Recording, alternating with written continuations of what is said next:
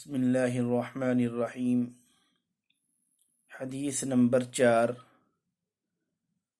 عن عبداللہ بن عمرو رضی اللہ تعالی عنہما قال لعن رسول اللہ صلی اللہ علیہ وسلم الراشیہ والمرتشیہ والرائشہ او کما قال علیہ الصلاۃ والسلام۔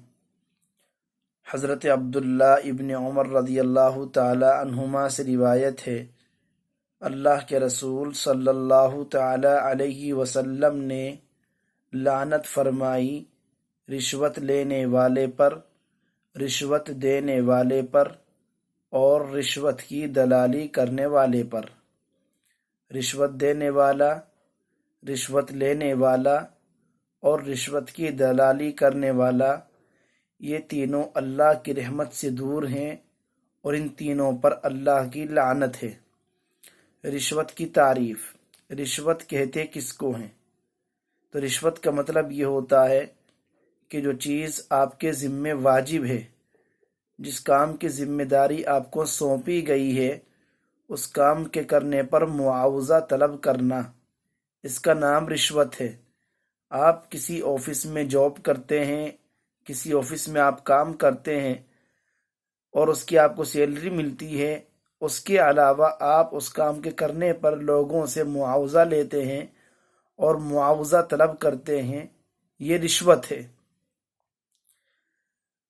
کچھ لوگ سوال کرتے ہیں کہ ہندوستان میں، ہمارے ملک میں بہت سی مرتبہ ایسے حالات اور مواقع سامنے آتے ہیں کہ ہم حق پر ہوتے ہیں لیکن ہم مظلوم اور مجبور ہوتے ہیں کہ ہمارا حق مارا جا رہا ہے۔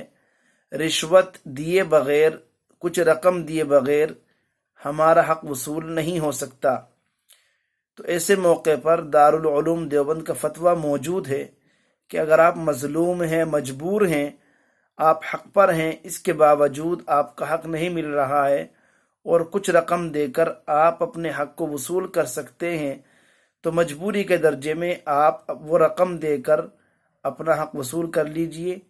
آپ کا شمار رشوت دینے والوں میں نہیں ہوگا، البتہ وہ لینے والا ہر صورت میں گناہ گار ہوگا، کیونکہ اگر وہ چاہتا یہ رقم لیے بغیر بھی آپ کو آپ کا حق دے سکتا تھا، لیکن اس نے آپ کی مجبوری کا ناجائز فائدہ اٹھایا ہے اور اس نے آپ سے رشوت طلب کر کے اپنے آپ کو اللہ کی لعنت کا حقدار بنا لیا۔ اللہ ہم سب کی حرام کمائی سے اور حرام کھانے سے حفاظت فرمائے، آمین۔